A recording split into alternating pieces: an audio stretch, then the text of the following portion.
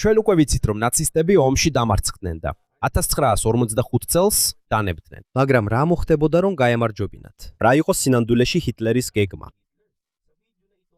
ამ ვიდეოში ამას გავიგებთ, მაგრამ მოიცადე სანამ ამაზე ვისაუბრებთ, მოდი ცოტა ხნით დაუბრუნდეთ მომხდარს, რომ მაინც რაღაც წარმოგდენა გქონდეს. სიმართლე რო ვთქვათ, ომის პირველ წლებში გერმანიის გამარჯვებები სწრაფი და თანმიმდევრული იყო. მათ დაიპყრეს პოლონეთი. შემდეგ კი გერმანიის არმიამ დანია, ნორვეგია, ნიდერლანდები, ბელგია და საფრანგეთი დაიპყრო. და სულ მოკლე დროში ნაცისტური გერმანია ევროპის დიდი ნაწილის ყველაზე ძლიერ სამხედრო ძალად იქცა. მაგრამ სინამდვილეში ყველაფერი საფრანგეთში დაიწყო. მაგრამ რატო? იმიტომ რომ 1940 წლის მაისში ძალიან მნიშვნელოვანი რამ მოხდა. ამ პერიოდში საფრანგეთის თავდაცვა სწრაფად დაეცა. ამიტომ გერმანულმა ძალებმა გარღვევა მოახერხეს.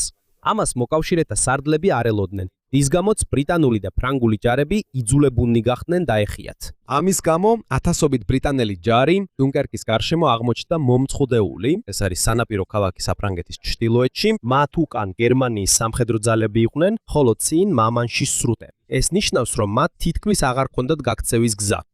თუ ისინი დროულად არ გადაარჩინეს, ბრიტანეთს ერთიანად ძალიან ბევრი გაწურთნილი ჯარისკაცი დაეკარგებოდა. სწორედ აქ დაიწყო ოპერაცია დინამო. ბრიტანეთმა გამოიყენა საზღვაო გემები და ბევრი პატარა სამოქალაქო ხომალდი, რათა დუნკერკში გაჭედილი ჯარისკაცები ბრიტანეთში დაებრუნებინა. 300,000-ზე მეტი მოკავშირე ჯარისკაცი გადაარჩინეს, სანამ ადგილი საბოლოოდ დაეცემოდა.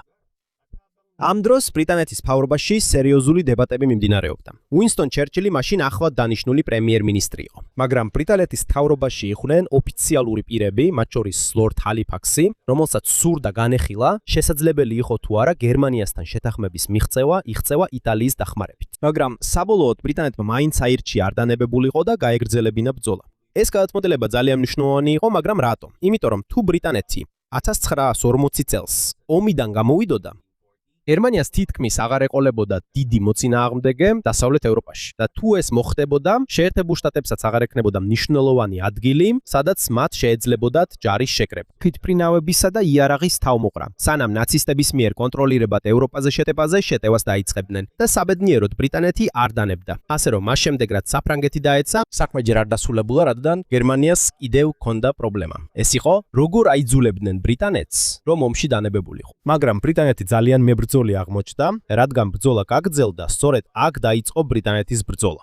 1940 წლის შუა პერიოდში თითქმის ყოველდღე ცაში იბრძოდნენ გერმანიისა და ბრიტანეთის საბრძოლო თვითმფრინავები.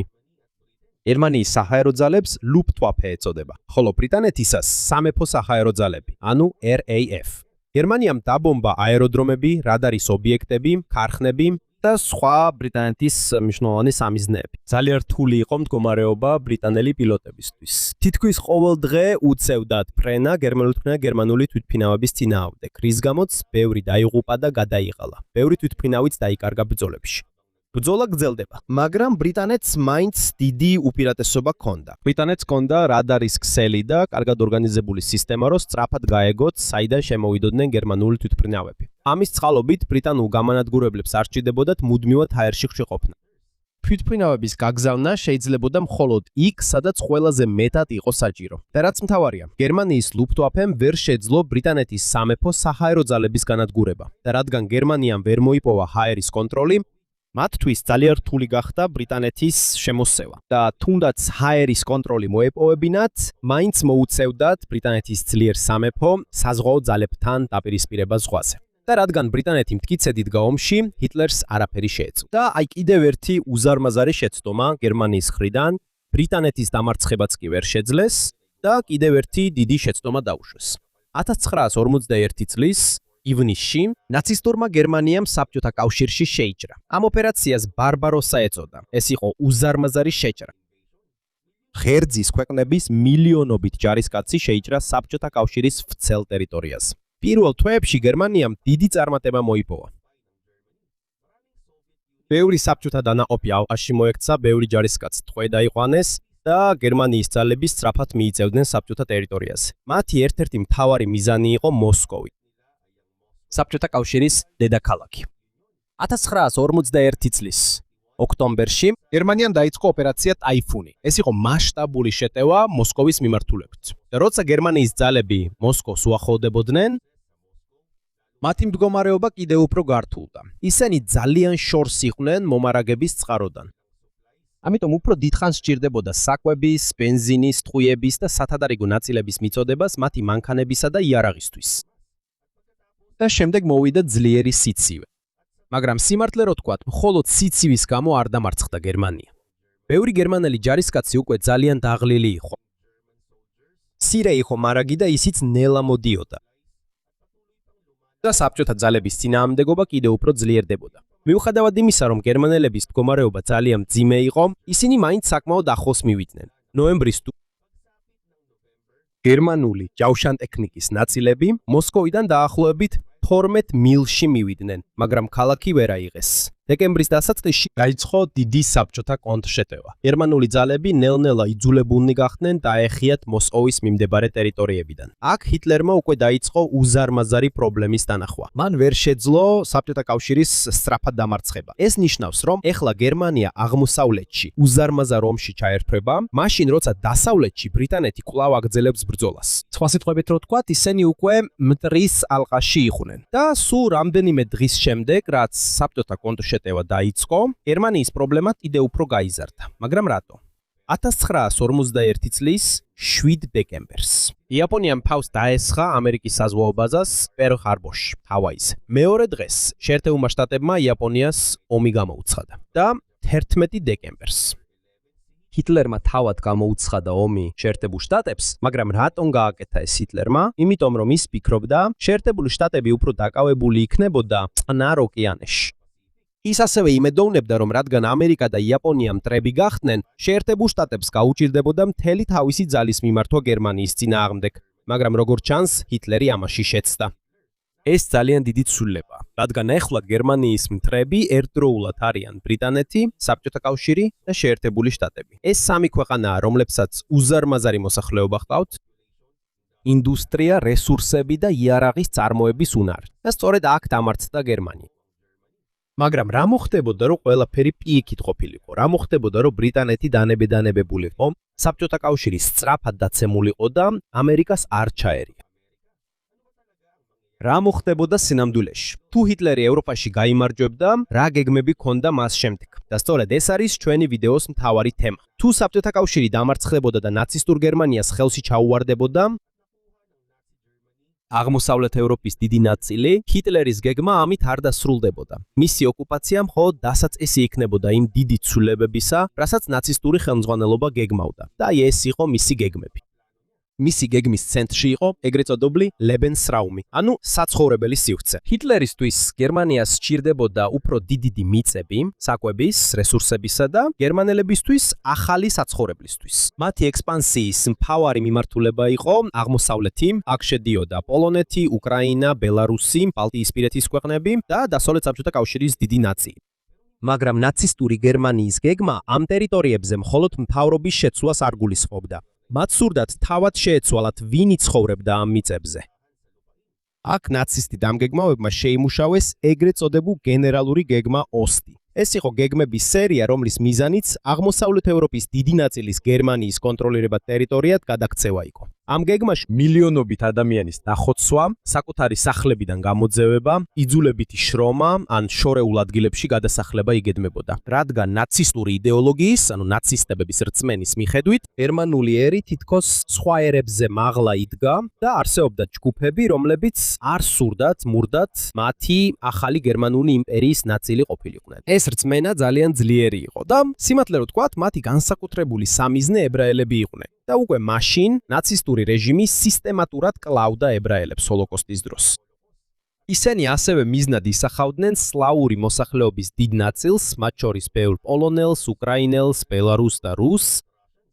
მაგრამ თუ ყველა ადამიანს ასე მოექცეოდნენ, სინამდვილეში არა. იყვნენ ადამიანები, რომლებსაც ნაცისტები არჩევდნენ ეგრეთ წოდებული გერმანიზაციისთვის. ეს ნიშნავს, რომ თუ ნაცისტი, ასობრივი მოხელეები ფიქრობდნენ, რომ მათ ჰქონდათ ისეთი თვისებები, რომლებიც შეესაბამებოდა მათ რასისტულ სტანდარტებს, მათ შეეძლოთ დაეძალებინათ, დაეტოვებინათ თავიანთი ძველი იდენტობა და გაეხდათ ისინი გერმანული მოსახლეობის ახალი ნაწილი და მიწები, რომლებიც ძველი მცხოვრებლების გარეშე დარჩებოდა, გერმანელი დასახლებულების დასახლებას დაეთმობოდა. ეს ნიშნავს, რომ ბევრ ადგილობრივ ადამიანს საკუთარი მიწიდან გაასახლებდნენ და მათ ნაცვლად გერმანელი ოჯახები დასახლებოდნენ, რათა ნელ-ნელა გერმანიის ნაწილი გაეხადათ დააპყრობილი ტერიტორიები. ამიტომ საბჭოთა კავშირთან ომი მხოლოდ სამხედრო კამპანია არ იყო, რომ ტერი დაემარცხებინათ, ეს ასევე იყო გეგმის ნაწილი, რომ მთლიანად შეეცვალათ აღმოსავლეთ ევროპის მოსახლეობა. ამასთან ერთად, ნაცისტური ხელმძღვანელობა ძალიან ცდილობდა, რომ გაეკონტროლებინა საკვები დაპყრობილი საბჭოთა ტერიტორიებიდან. უკრაინა და საბჭოთა კავშირის სხვა ნაწილები ძალიან მნიშვნელოვანი იყო, რადგან იქ დიდი სასოფლო-სამეურნეო ტერიტორიებია. ჯერ კიდევ 1941 წლის შეჭრამდე გერმანელმა ოფიციალურმა პირებმა უკვე შეისწავლეს თუ როგორ გამოიყენებდნენ აღმოსავლეთიდან წამოსულ საკვებს გერმანიის სამხედრო ძალებისა და მოსახლეობის მხარდასაჭერად. ერთ-ერთი ოფიციალური პირი, რომელიც ამაში მონაწილეობდა, იყო ჰერბერტ ბაკე, ნაცისტური გერმანიის სასოფლო-სამეურნეო პოლიტიკის ერთ-ერთი მაღალი რანგის ოფიციალური პირი. ნაცისტი დამგეგმავებისთვის მთავარი პრობლემა მარტივი იყო. თუ გერმანია საბჭოთა ტერიტორიებიდან საკვების დიდ ნაწილს წაიღებდა, რა მოუვიდოდა იმ მილიონობით ადამიანს, რომლებიც ასევე ამ საკვებზე იყვნენ დამოკიდებული. დამგეგმავებმა პასუხი იცოდნენ. ისინი ელოდნენ, რომ უამრავი ადამიანი შიმშილით დაიღუპებოდა, ან იძულებული გახდებოდა დაეტოვებინა იქაურობა. ნაცისტური დაგეგმვის დოკუმენტების მიხედვით, რომლებიც ინვაზიის დაწყებამდე იქნა ნანახი, ცხადად განიხილებოდა შესაძლებლობა, რომ 10 მილიონზე მეტი ადამიანი დარჩებოდა საკვების გარეშე, ან გაასახლებდნენ საკუთარი სახლარისახლებიდან. ეს მხოლოდ ქაღალდზე დაწერილი გეგმა არ ყოფილა. გერმანული ოკუპაციის დროს შიმშილი გამოიყენეს როგორც ბრუტალური ოკუპაციის სისტემის ნაწილი. მილიონობით საბჭოთა ტყვე და სამოქალაქო დაიღუპა განზრახ საკვებისა და საჭიროებების ჩამორთმევის, იძულებითი შრომისა და დახვრეტების შედეგად.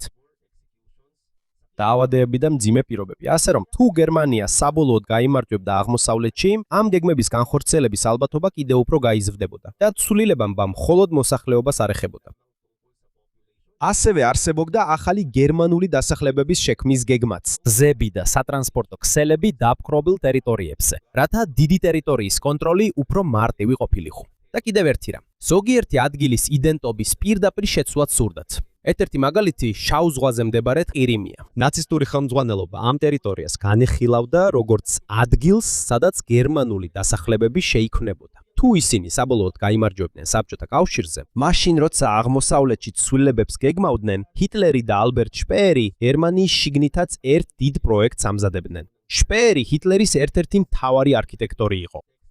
მათი გეგმა იყო ძირეულად შეეცვალათ ბერლინი და ის ახალი ნაცისტური იმპერიის სიმბოლოდ ექციათ. ეს პროექტი ცნობილია სახელწოდებით გერმანია. ეს უბრალოდ ქალაქის რენოვაცია არ იყო. ჰიტლერს სურდა უზარმაზარი სამთავრობო შენობები, განიერი გამზირები და მონუმენტები, რომლებიც გერმანიის ძალას წარმოაჩენდნენ. ერთ-ერთი ყველაზე დიდი დაგეგმილი შენობა იყო Volkshalle. ეს იყო უზარმაზარი გუმბათოვანი დარბაზი, სადაც დაახლოებით 180,000 ადამიანი დაეტეოდა. ასევე იგეგმებოდა უზარმაზარი ტრიუმფალური თაღი და გრძელი ცერემონიული გამზი. ამ გეგმებიდან ბევრი არ განხორციელდა, რადგან გერმანია ომში დამარცხდა. მაგრამ ჯერ კიდევ მესამე რაიხის დასრულებამდე ბერლინის გადაკეთებისთვის გარკვეული მზადებები უკვე დაწყებული იყო. ამიტომ ზოგიერთი მცხოვრები უკვე დაზარალდა და გარკვეული ადგილები ჰიტლერის დიდი პროექტებისთვის მოამზადეს. ზოგიერთი სახლის მცხოვრები, მათ შორის ებრაული ოჯახები, იძულებული გახდნენ დაეტოვებინათ თავიანთი საცხოვრებელი, რადგან ეს ადგილები გადაკეთებისთვის მზადდებოდა. გერმანია აჩვენებს თუ როგორი უნდოდა ჰიტლერს თავისი ახალი გერმანია ყოფილიყო.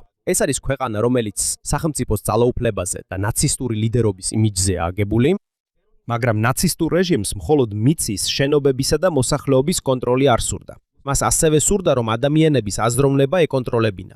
ომამდე კიდე გერმანიაში ნაცისტური ნაციფიკაცია უკვე ფართოდ იყო გავრცელებული. ეს ნიშნავს, რომ ნელ-ნელა ნაცისტური იდეოლოგია შექონდათ მთავრობაში, სკოლებში, ახალგაზრდულ ორგანიზაციებში, მედიაში, კულტურაში და ყოველდღიური ცხოვრების მრავალ სფეროში. აქვე გართულდა ნაცისტური მთავრობის ურთიერთობა ქრისტიანობასთან. ადოლფ ჰიტლერის დროს გერმანელთა უმეტესობა მაინც ეკუთვნოდა პროტესტანტულ ან კათოლიკურ ეკლესიებს. ამიტომ ნაცისტურ მთავრობას არ შეეძლო ქრისტიანობის უბრალოდ მოცილება დიდი პოლიტიკური და სოციალური პრობლემების გარეშე. ამის ნაცვლად ზოგმა ნაცისტურმა ჯგუფმა სცადა ქრისტიანობის მათი იდეოლოგიისთვის უფრო შესაბამისი გაეხადა. იყო მოძრაობა, რომელსაც ეწოდებოდა გერმანელი ქრისტიანები, რომლებიც მხარს უჭერდნენ ადოლფ ჰიტლერს და სურდათ პროტესტანტული ეკლესიების ნაცისტური იდეების მიხედვით შეცვლა. ზოგიერთი მათი მხარდამჭერი ცდილობდა ქრისტიანობის ის ნაწილები, რომლებიც იუდაიზმთან იყო დაკავშირებული, ან მოეშორებინა, ან შეემცირებინა. და იესო ისე წარმოეჩინა, რომ მათი რასისტული შეხედულებებისთვის შესაფერისი ყოფილიყო. მაგრამ ქრისტიანული ეკლესიების მოქმედებები ერთგვაროვანი არ ყოფილა.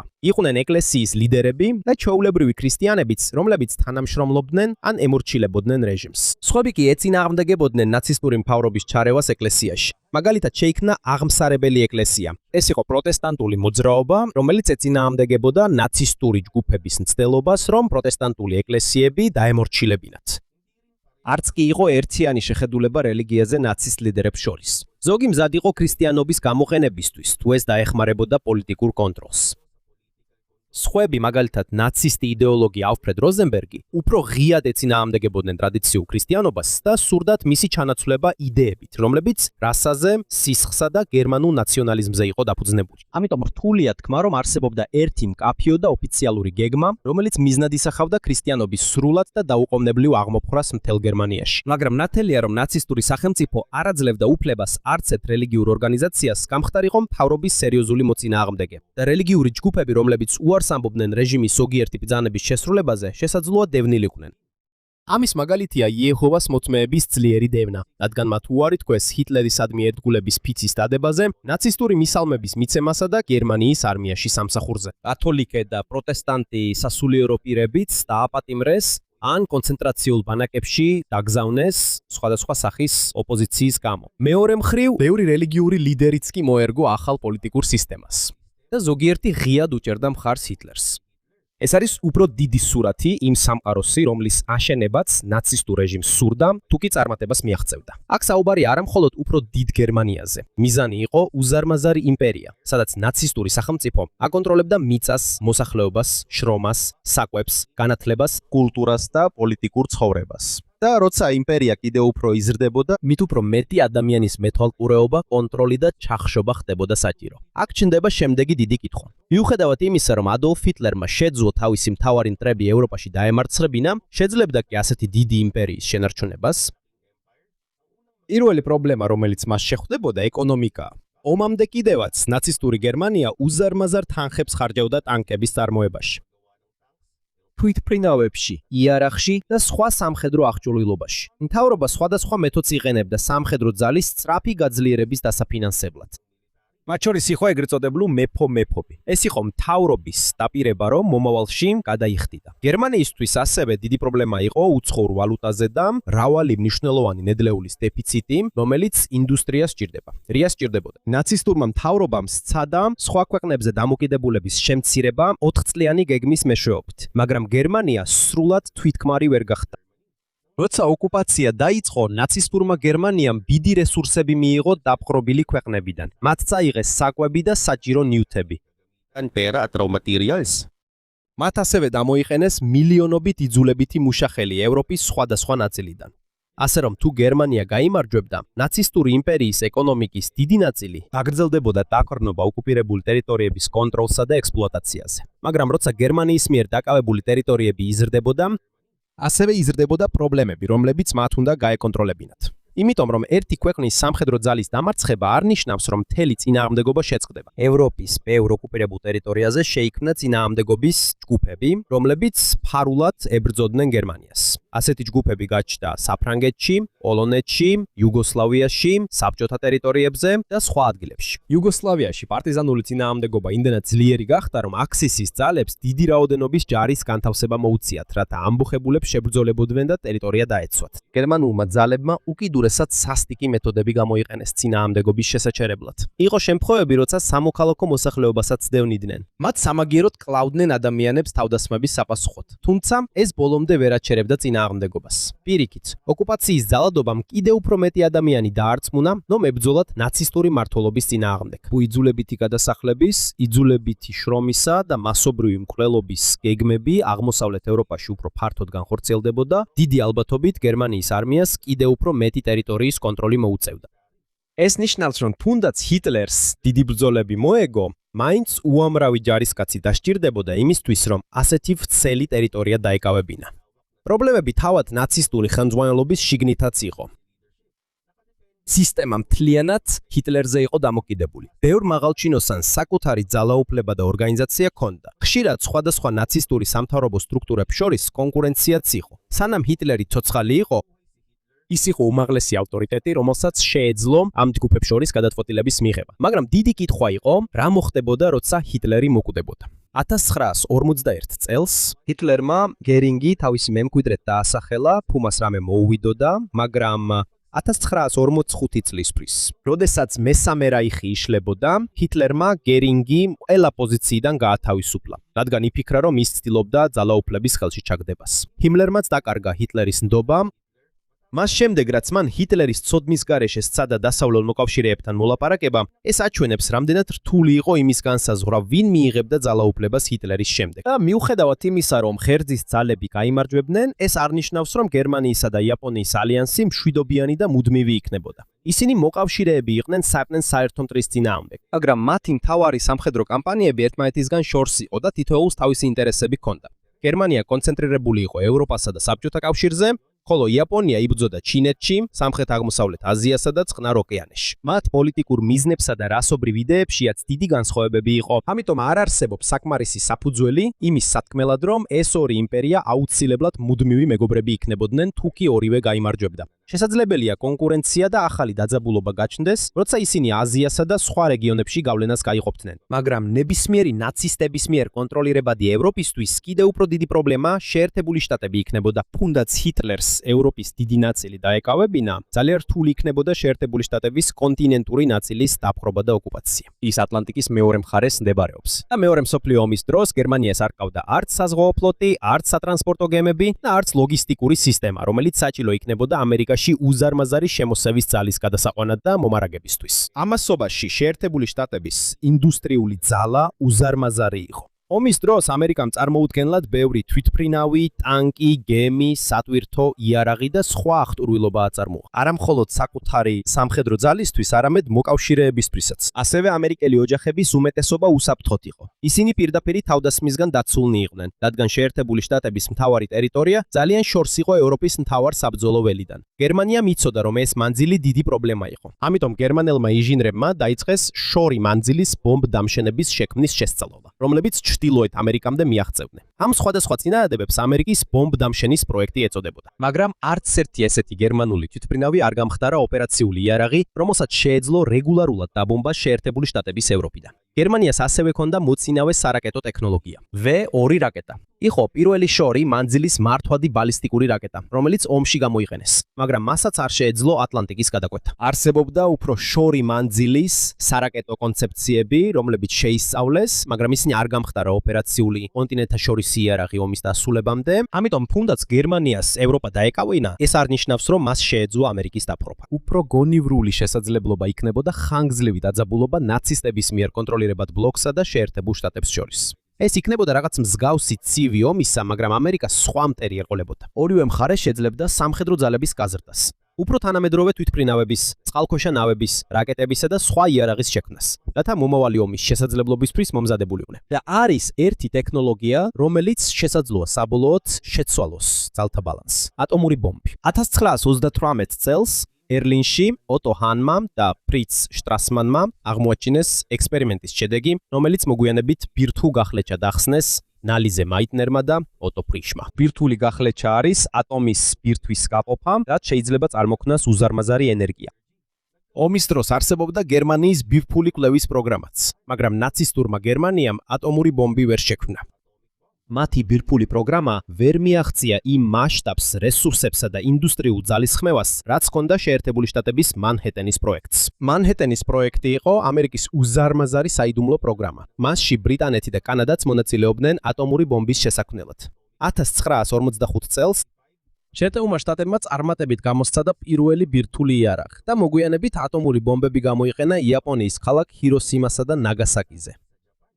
თუ გერმანია ევროპაში ადრე გაიმარჯვებდა ვიდრე შეერთებული შტატები, პირდაპირ ჩაერთებოდა ევროპულ ომში. რთულია თქმა ექნებოდა თუ არა ამერიკას მაშინვე მიზეზი, რომ ატომური ბომბი გერმანიის წინააღმდეგ გამოეყენებინა. მაგრამ თუ პირდაპირი ომი ამერიკასა და ნაცისტურ გერმანიას შორის გაგრძელდებოდა მანამ, სანამ ატომური ბომბი ხელმისაწვდომი გახდებოდა, ეს შეერთებული შტატებისთვის უზარმაზარი სამხედრო უპირატესობა იქნებოდა. ეს არ ნიშნავს იმასაც, რომ ბირთვული იარაღი სამუდამოდ მხოლოდ ამერიკას ექნებოდა. თუ ნაცისტური რეჟიმი უფრო დიდხანს იარსებებდა საკმარის რესურსებს გამოყოფდა ბირთვულ კვლევებზე, შესაძლებელია, რომ მათაც ეცადაც საკუთარი ბომბის შექმნა. ჩვენ არ ვიცით, რამდენ ხანს დასჭირდებოდათ ეს, ან წარმატებას მიაღწევდნენ თუ არა. ამიტომ სოფლიო, რომელიც ევროპაში ნაცისტების გამარჯვების შემდეგ გაჩნდებოდა, ალბათ არ იქნებოდა მშვიდი სამყარო, რომელსაც ჰიტლერი აკონტროლებდა. უფრო სავარაუდოა, რომ ეს იქნებოდა სამყარო, სადაც კვლავაც იარსებებდა წინააღმდეგობა, უზარმაზარი სამხედრო ხარჯები, პოლიტიკური ბრძოლა და დაძაბულობა დიდ ძალებს შორის. აქ შეგვიძლია უპასუხოთ მთავარ კითხვას. შესაძლებელი იყო თუ არა, რომ მეორე მსოფლიო ომი სრულიად სხვანაირი ყოფილიყო, რომ არა რამდენიმე მნიშვნელოვანი გადაწყვეტილება და ბრძოლა. დიახ, ომის დასაწყისში იყო მომენტები, როდესაც შედეგი ჯერ კიდევ გაურკვეველი იყო, მაგრამ მთელი მსოფლიოს კონტროლი უკვე სხვა საკითხია. მიუხედავად იმისა, რომ ჰიტლერს ევროპის დიდი ნაწილი კონტროლქვეშ ყავდა, დაპყრობილი მოსახლეობის შენარჩუნება მაინც უზარმაზარი გამოწვევა იყო. ეკონომიკის მართვა, წინააღმდეგობის დაძლევა, ძალის გადაცემა მისი წასვლის შემდეგ და ატლანტის მეორე მხარეს მყოფი ძლიერ და უსაფრთხო შეერთებულ შტატებთან დაპირისპირება. ჩვენ ვერ ვიტყვით, როდის ან როგორ დაეცემა წარმატებული ნაცისტური იმპერია. ეს შეიძლება მრავალი წელი გაგრძელდეს. და ყოველი წელი, როცა ეს სისტემა გაგრძელდება, შეიძლება ნიშნავდეს მილიონობით დამატებით მსხვერპლს, დევნის, იძულებითი შრომის, გადასახლების და მასობრივი მკვლელობის. ამიტომ ყველაზე მნიშვნელოვანი ნაწილი კითხვაზე, რა მოხდებოდა ჰიტლერი რომ გაემარჯვა, არ არის ის, რა ფერის გახდებოდა მსოფლიოს რუკა. უფრო მნიშვნელოვანი კითხვა ისაა, რამდენი სიცოცხლე შეიცვლებოდა, ან დაიკარგებოდა. თუ ნაცისტურ რეჟიმს მეტი დრო მიეცემოდა თავისი გეგმების განსახორციელებლად. ნაცისტური გერმანია 1945 წელს დამარცხდა. და ამის გამო შეჩერდა იმპერია, რომელსაც მხოლოდ მიწების დაპყრობა კი არ სურდა, არამედ მთელი ევროპის მოსახლეობის შეცვლა სურდა რასისტული და სასტიკი იდეოლოგიის მიხედვით.